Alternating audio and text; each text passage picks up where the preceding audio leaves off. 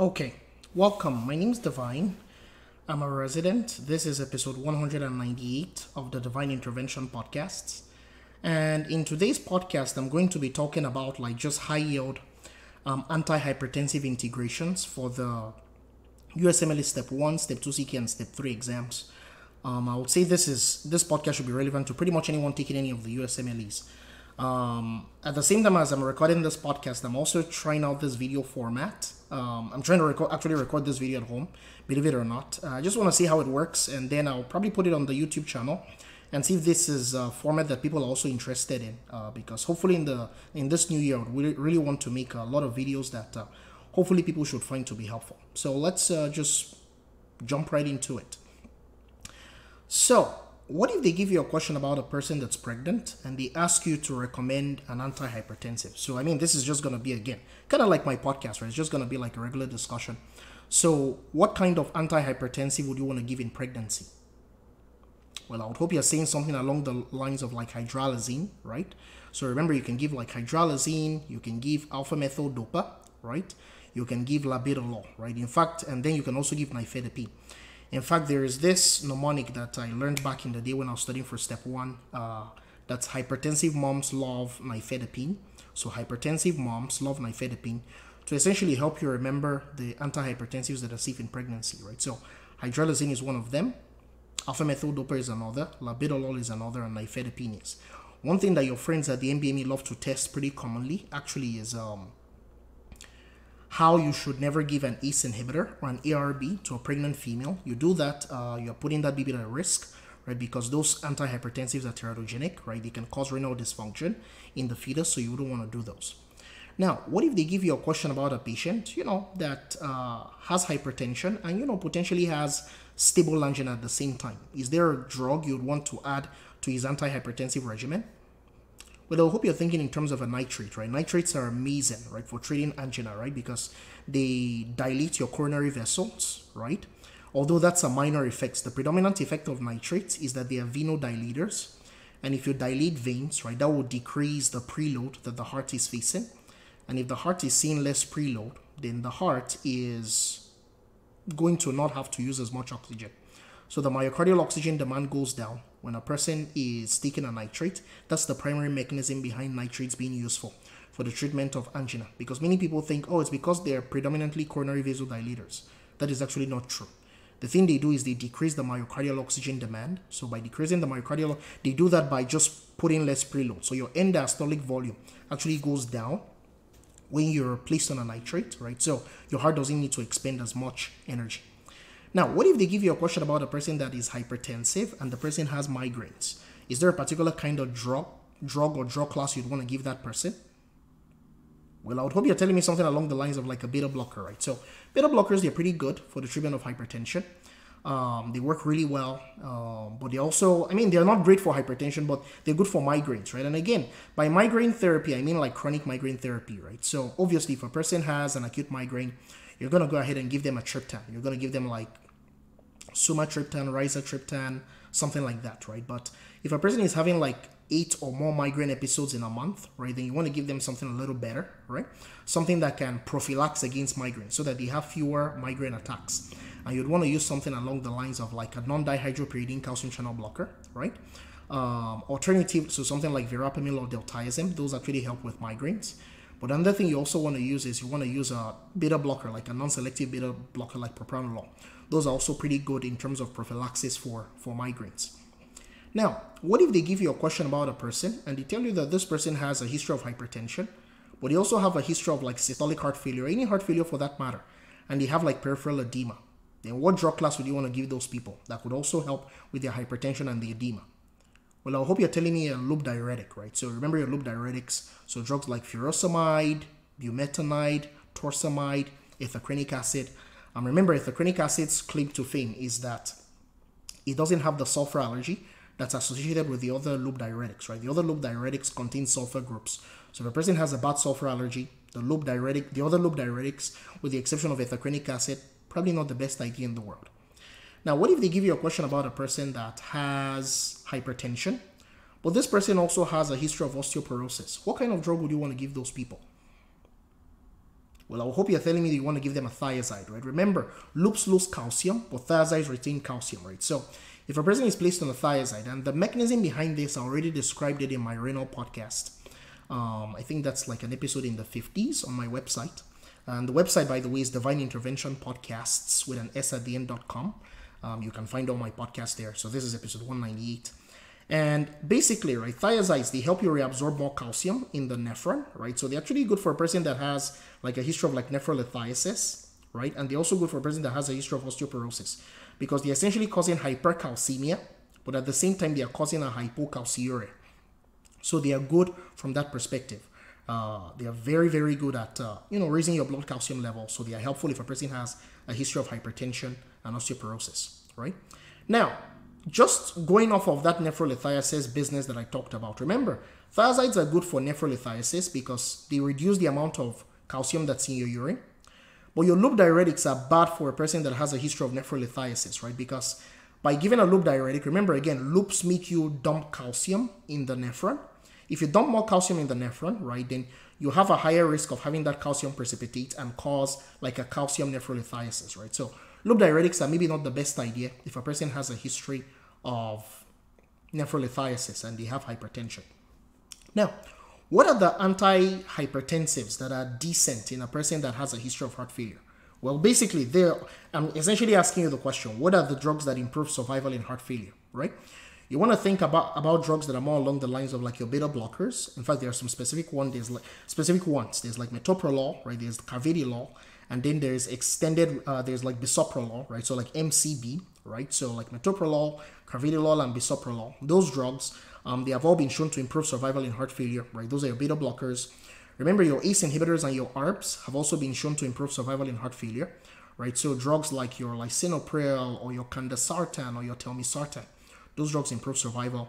And then your aldosterone receptor antagonists, right? So like spironolactone, eplerenone, right? Those also improve survival. And then if you're looking at a person that has a history of like an African American with heart failure, you can also give the drug known as Bidel. Bidel is like a combination of isosorbide dinitrate and hydralazine.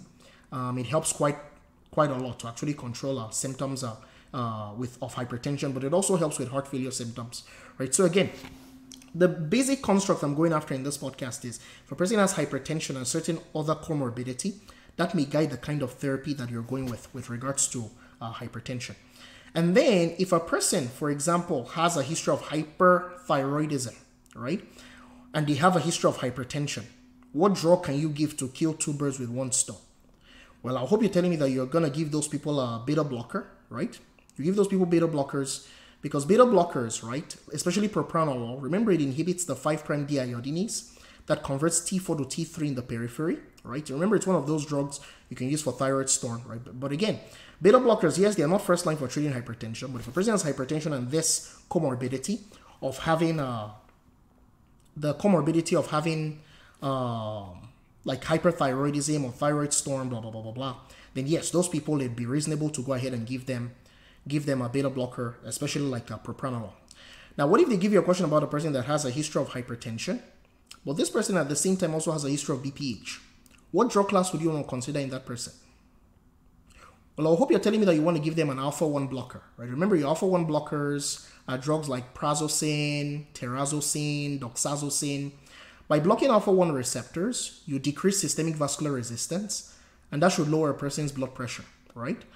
But also by blocking those alpha-1 receptors, you open up that bladder neck, right? And the person's bladder will be able to drain better, right? So if a person has a history of BPH and they have a history of hypertension, then an alpha-1 antagonist is not a terrible idea. And just as an offset, remember when if a person has, just BPH and you don't want to tank their blood pressures, then it may not be a bad idea to give them the alpha-1 blocker tamsulosin. Remember, tamsulosin is an alpha-1 AD receptor antagonist, right? So AD as in Anthony Davis. You can probably tell at this point from my podcast that I'm a Lakers fan. But basically, an alpha-1 AD receptor blocker. The alpha-1 AD receptors are found predominantly in the bladder neck. You don't really find them in the vascular tree. So they can essentially work specifically on the bladder, right? But they will not necessarily work on the bloodstream, okay? But again, the big picture thing here, you have a history of BPH, you have hypertension, you're getting put on an alpha-1 antagonist. And then, what if they give you a question about a person that is hypertensive and the person has a dry cough, what kind of side effect are they experiencing? What drug class is causing that side effect? Well, I hope you're telling me that it's an ACE inhibitor, right? Remember, ACE inhibitors, they inhibit angiotensin converting enzyme, right? And ACE, the enzyme, is also something that helps you break down bradykinin. So if you're not able to break down bradykinin, the unfortunate thing that will happen is you'll have elevations.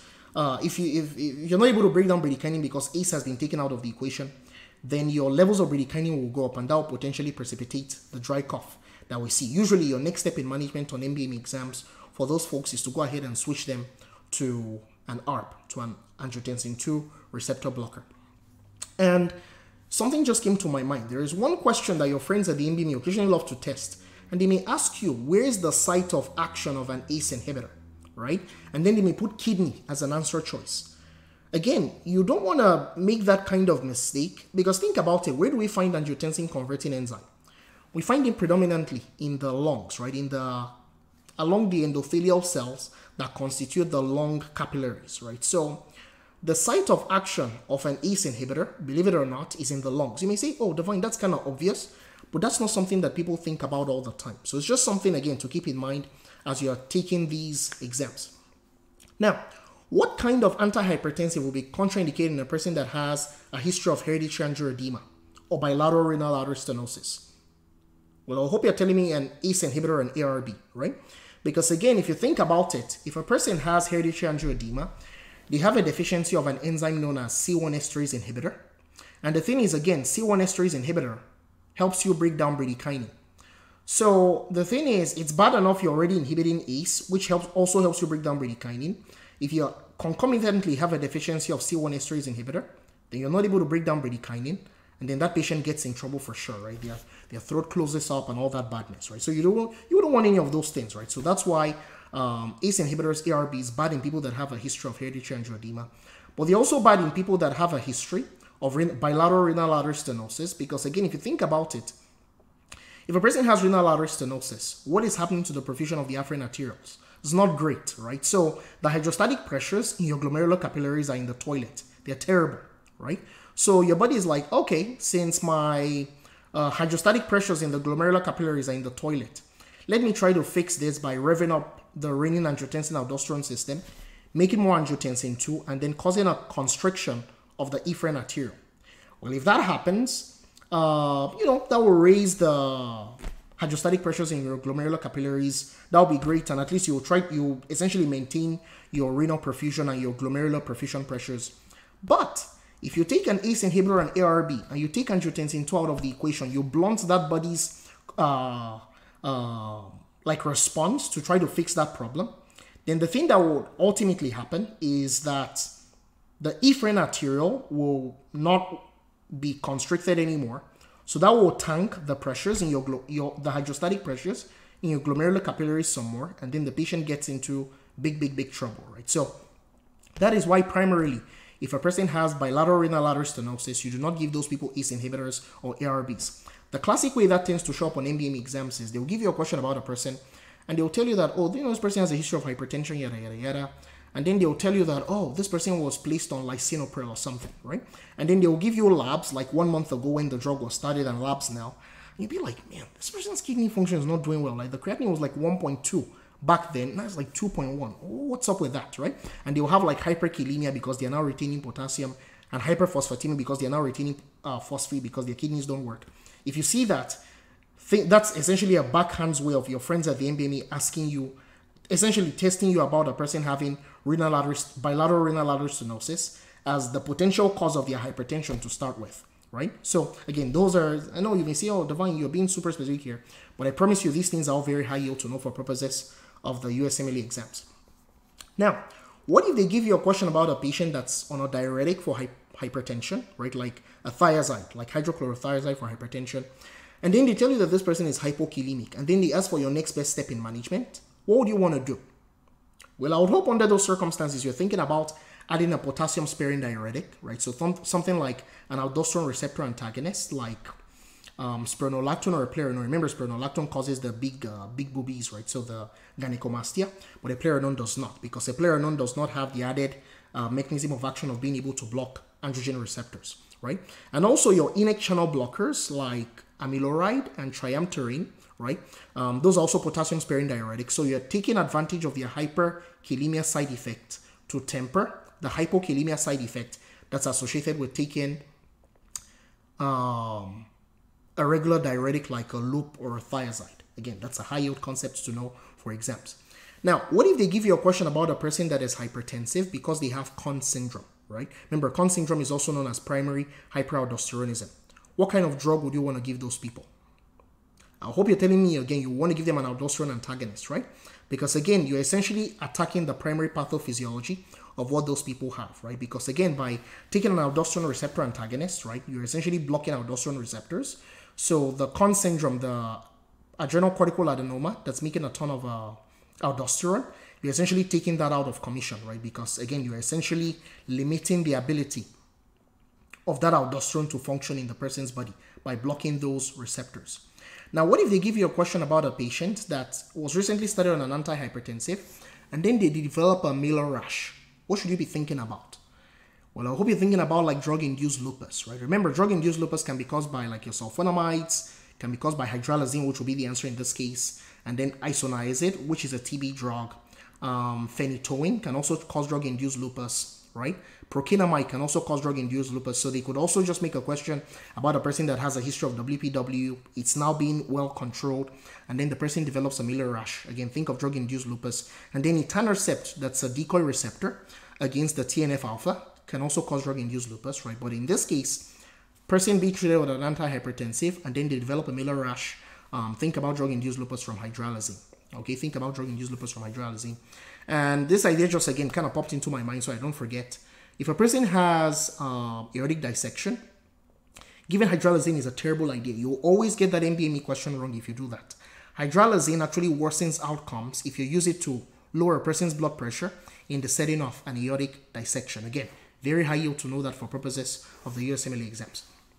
Now, and remember that your drug-induced lupus, right, are associated with like anti-histone antibodies, right? That's just a factoid you don't need to commit to memory. Now, what if they give you a question about a patient, you know, that has a history of hypertension, but also has a history of like bipolar disorder, right? And is there a particular kind of antihypertensive? It's sort of kind of a diuretic that can help with like lithium toxicity from bipolar disorder. So say, for example, like nephrogenic diabetes insipidus, or they have the tremors or whatever from lithium. What drug can we use specifically to help with the nephrogenic diabetes insipidus that's also an antihypertensive? Well, I hope you're telling me about the ionic channel blockers, right? Again, like amiloride and triamterene. Remember, lithium, if you remember from Gen Chem, I also tutored for college courses. If you sort of think back to general chemistry, remember that lithium is in group 1 of the periodic table, kind of like sodium. I think lithium is like element 3, and then sodium is like element 11, right? So they all use the same, because they have like one outermost shell, lone electron that's reactive, right? They have very similar chemical properties. So that ionic channel that you find at the level of the principal cell of the collecting duct, believe it or not, lithium also uses that to get in and screen the second messenger system of ADH, right? So that's how it causes nephrogenic DI. So the thing is, if lithium is using that ionic channel to gain access and cause problems, then it would make sense that one thing you could potentially do is to, just go ahead and give something that will block that ionic channel, like amiloride, triamterene. And those are actually the drugs of choice in treating very high yield, in treating the nephrogenic diabetes insipidus associated with the use of lithium. Now, what if they give you a question about a patient that is being treated for a hypertensive emergency, right? And then this patient now develops like a lactic acidosis, has like altered mental status. What are you thinking about? Well, I hope you're thinking about like cyanide toxicity, right? Remember, classically, when a person has a hypertensive emergency or urgency on an MBME exam, the drug you would want to use is something like nitroprusside, right? Now, the thing with nitroprusside is that nitroprusside contains cyanide groups. So if a person has like a long nitroprusside infusion, that could potentially cause issues with cyanide poisoning, right? Which is bad, right? And how do you treat cyanide poisoning? Well, you can take one of two routes on an MBME exam. You can give hydroxycobalamin. It's like a vitamin B12 derivative. Alternatively, one other thing you could do is you could go ahead and give sodium, amonitrate. Amonitrate is a powerful oxidizing agent.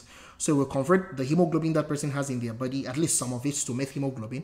Remember, hemoglobin has iron in the 2+ form, but methemoglobin has iron in the 3+ form, right? Methemoglobin is a very powerful binder of cyanide. So if you give nitrate, remember it's a nitrate, so powerful oxidizing agent. So you give that, the person will have elevated levels of methemoglobin that will bind up the cyanide, and then give like sodium thiosulfate, and then they'll form a complex known as thiocyanate that they can then pee and poop out successfully, right? So again, high yield stuff to know, right?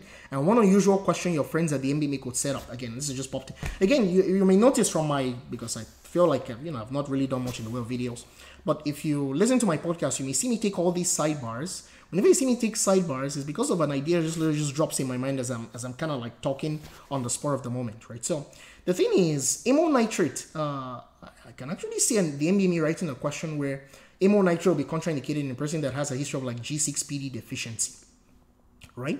Because people that have G6PD deficiency, they cannot deal with oxidative stress very well, right? So you wouldn't want to give them something that is a powerful oxidizing agent like amyl nitrate. That'll actually be a genius MBME question. Who knows? Maybe they are listening to this and they'll probably write a question that tests that concept in the future. Now, what if they give you a question about a patient that has a history of hypertension and has PTSD? Is there an antihypertensive that's actually great for PTSD? Well, I hope you're telling me something along the lines of like prazosin. Remember, people that have PTSD, they tend to have like these nightmares, these flashbacks. Prazosin or any other alpha-1 blocker is actually pretty good for helping with those nightmares that accompany PTSD. So that will actually be a good drug, again, to treat that comorbidity. I can totally see that being like a psych question on the USMLEs or a psych shelf question in third year. Now, what if they give you a question about a patient that has a history of hypertension, but they also have some kind of vasospastic disease like Raynaud's phenomenon? What kind of drug would you want to give those people? Well, I would hope you're saying to give those people a dihydropyridine calcium channel blocker, right? So drugs like amlodipine, felodipine, nifedipine, right? Those are dihydropyridine calcium channel blockers, right? They cause vasodilation, right? So if a person has like a vasospastic disease, right? So they can make it like a scleroderma question, or they can even give you a question about a person that has, what's the name of this disorder? Buerger's disease, right? That vasculitis that's found in smokers, right? So those people, if they have hypertension, a dihydropyridine calcium channel blocker may not be the worst idea under those circumstances. And then, what if they give you a question about a person that has a hypertensive emergency or urgency? What are the drugs you can give on an MBME exam? I already mentioned one. You can give sodium nitroprusside, right? But another drug you can give labetalol, you can give nicardipine, or you can give clevidipine. You may say, Duvan, you're giving 4 specific names. I promise you, these 4 specific names, they are the only answers that will be correct on your exam. I'll say that again. Nicardipine, clevidipine, labetalol, and sodium nitroprusside. Those are the antihypertensives that are safe in the treatment of a hypertensive emergency or urgency, where again a person has like really high blood pressures and they have like end organ damage. Do not give hydralazine. Do not give nifedipine. You give those, you will get the question wrong. I'm literally promising you that, right? So you don't want to get into those kinds of troubles on exams. Now, are there some drugs that are some antihypertensives that are contraindicated when a person has like an acute decompensation of CHF? Well, I hope you're thinking along the lines of like your beta blockers, right? So again, if a person's heart is acutely like, kind of like in the toilet, not working very well, it would not make much sense to give them drugs that can depress their cardiac function even more, like a negative inotrope, like a beta blocker, or a non-dihydropyridine calcium channel blocker like verapamil or diltiazem. Now, what if they give you a question about a person that has a history of hypertension, but they also have a history of AFib? Is there a particular drug class that will be reasonable for those people?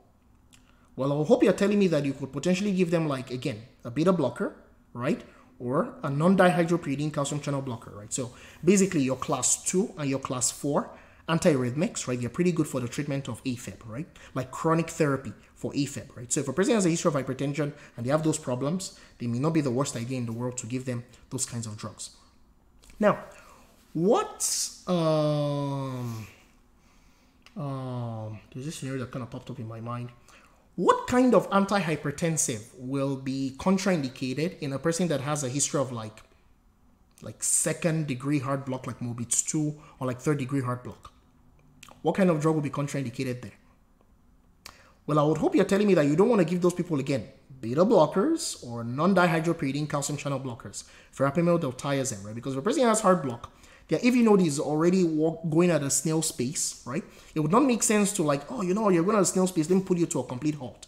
That's probably not a good idea, right? Because again, you don't want them to, kind of like die of like a really nasty bradyarrhythmia, right? So if a person has a history of like heart block, especially like a really bad one, like Mobitz 2 or type like a third-degree heart block, or even a person that has a history of like WPW, right, where they have like that a sensory bundle of Kent, you don't want to give those people an AV nodal blocking agent, right? Because if you give them that AV nodal blocking agent, then the thing that will happen is that they will then have more flux through that Kent bundle, right?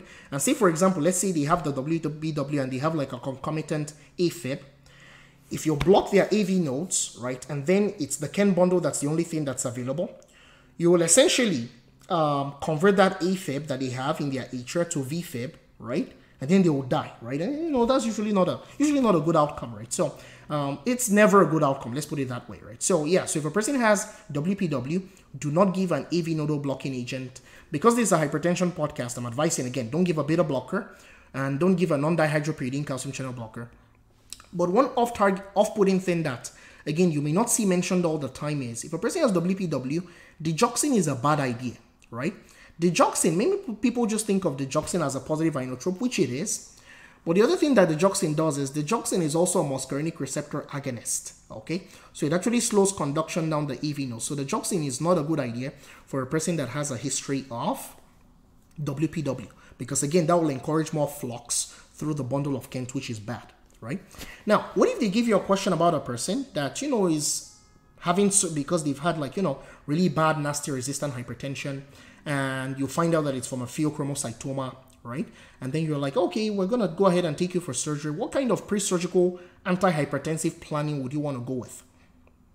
Well, I would hope you're saying to give an alpha blocker first, right? So you can give like phenoxybenzamine, right? Phenoxybenzamine is an irreversible alpha-1 blocker, right?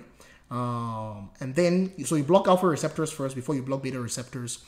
Because again, if you give a beta blocker first, then you have that unopposed alpha stimulation, and the person can get a hypertensive crisis and die. You don't want that, right? That's not, again, not an ideal outcome, right? So you give alpha blockade first. After you give alpha blockade, you then go ahead and give beta blockade. So hopefully that's something that makes sense to you. Now, what if you get a question, and actually a similar concept kind of applies to a person that has like cocaine overdose, right?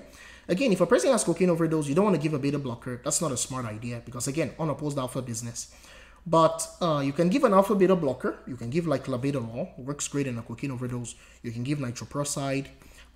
Just don't give a beta blocker and you'll be fine for the most part. And usually people that also have cocaine overdose, they actually tend to respond pretty well to benzos. Benzos are usually very good with treating many of the hyperadrenergic symptoms that those patients are having. And then, if a person has nephrogenic diabetes insipidus, what kind of antihypertensive drug in general is good for nephrogenic diabetes insipidus? Well, I would hope you're telling me that you want to, consider a thiazide, where thiazides are good for nephrogenic DI.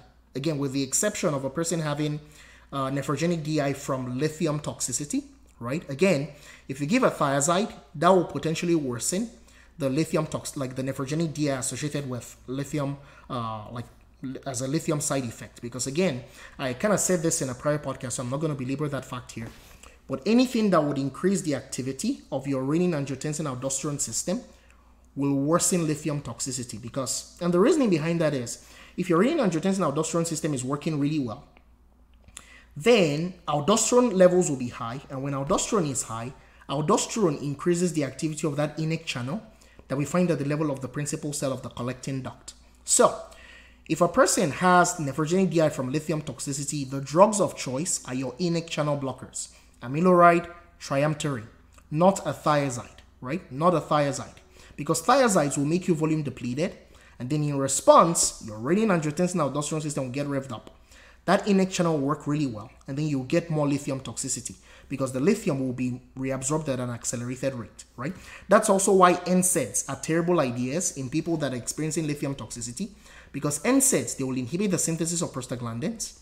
So if you inhibit prostaglandin synthesis, then your afferent arteriole will be constricted, right? And if it's constricted, you hypoperfuse those JG cells, and then they'll freak out and start making a ton of renin.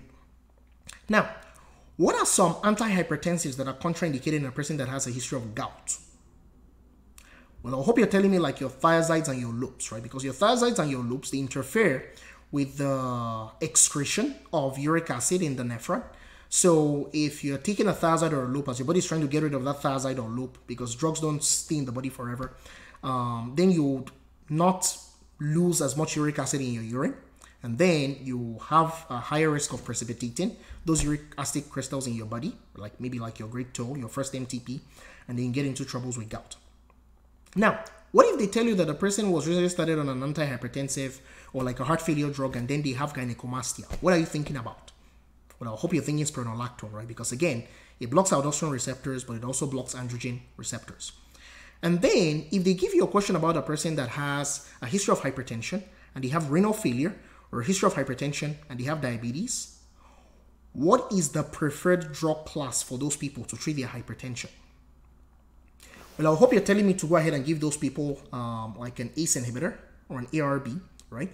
Remember, ACE inhibitors, again, by mechanisms I've described in multiple podcasts, right? They decrease something known as intraglomerular hypertension, right? So hyperfiltration injury does not happen, right? So that slows down the rate of decay of the person's kidneys, right? Because if you remember from the JNC guidelines for hypertension, you typically would not want to start with an ACE inhibitor and ARB in an African American, but this is the one key high yield exception to that rule. If a person has a history of hypertension and they have diabetes or they have renal failure, ACE inhibitors or ARBs are the preferred agents in those patient populations. Now, what if they give you a question about a person that, was studied on an antihypertensive and they miss a dose and their blood pressure just goes sky high? What drug class are you thinking about? Well, I hope you're thinking about like the alpha-2 agonist, clonidine, right? Clonidine, it has this classic association with rebound hypertension. And remember that clonidine also has like some very high yield uses on MDMEs. You can actually use it to treat like opioid withdrawal, right? Because again, opioids, right, by acting on those mu receptors, they decrease the release of catecholamines at the adrenergic synapse. Well, guess what? Clonidine, by being an alpha-2 agonist, also inhibits the release of catecholamines like norepinephrine at the adrenergic synapse. So clonidine essentially works like an opioid. Believe it or not, in some localities in the US, clonidine is a street drug, right? Because it makes your opioid withdrawal symptoms not feel as bad, right? In fact, if you're a resident or you're doing like a rotation, if you hear about opioid power plants that are used to manage like opioid withdrawal in the hospitals, they almost always include clonidine, right? So clonidine can be used for opioid withdrawal. And the high yield thing you want to keep in mind with clonidine is you can actually use it as first line for the treatment of Tourette's. Remember, Tourette's, first line, use your alpha-2 agonists like clonidine or guanfacine. Second line, you use your atypical antipsychotics. Third line, you use your typical antipsychotics. At least that's what the MDME kind of recognizes. So I think I'm going to go ahead and stop here. This has gone on for over 30 minutes. And again, this is my first like home video. So let's see how this works. As I do at the end of every podcast, I do offer one-on-one tutoring for many exams, right? So step 1, step 2 CK, step 2 CS, step 3, preclinical med school exams, third-year shelf exams. If you're a medicine resident and you need tutoring for like your internal medicine in-training exam or your internal medicine ABIM board exam, or let's say you're a college student and you need tutoring for like general chemistry, organic chemistry, physics, biochemistry, histology, physiology, basically many of the MCAT subjects or many of the pre-med subjects. Like, again, I do offer tutoring for all those things. And then and the kind of tutoring I do, I mostly do one-on-one tutoring with people. But another thing I also do is I also do like large group tutoring, right? So if you're interested in any of those things, either reach out to me through the website or you send me an email, Divine Intervention Podcasts with an S at the end at gmail.com. And if you're a college student applying to med school, so like an AMCAS application, or a med student applying to residency, so like an ERAS application, I do offer, again, like one-on-one like coaching, one-on-one advising for those things. So like personal statements, mock interviews, editing applications, and all that stuff. Again, I have like admissions committee experience. I've worked on the admissions committee of a top 2 med school for like a year. So again, I have experience reviewing high quality applications, and I've also worked with tons of people that have successfully matched into residency. So yeah, so that's it pretty much. I hope you enjoyed this video. For those of you that are listening, please subscribe to the podcast and subscribe to the YouTube channel as well. It's called Divine Intervention Podcasts and Videos. Subscribe, hit subscribe, and I guess we'll see how things go. But yes, this year my game plan is to make a crap ton of podcasts, especially from like more from a step 2 CK perspective, but also pretty heavily from a step 1 perspective, and then also expanding to all these specialties like internal medicine, make more internal medicine podcasts, make some podcasts for some other specialties that are peripherally related to internal medicine. So let's just see, it's just time. That's my biggest, almost like my biggest limiting factor. If I had more time, I would make more podcasts because most of my days end up being extremely busy. So I will see you in the next podcast. Thank you for listening. And again, just give me feedback in the comments. If you have any questions or you have any topics that you want podcast made on, again, just reach out to me either in the comment section or you can send me an email. I'll be more than happy. If it's a reasonable request, I'll be more than happy to make a podcast on that topic because there's many podcasts I have in my head. I just don't have time to make those podcasts. So have a wonderful rest of your day. I'm glad the Lakers are on a winning streak now, and I hope they continue that tomorrow when they play their game. So I'll see you next time. God bless you. Thank you.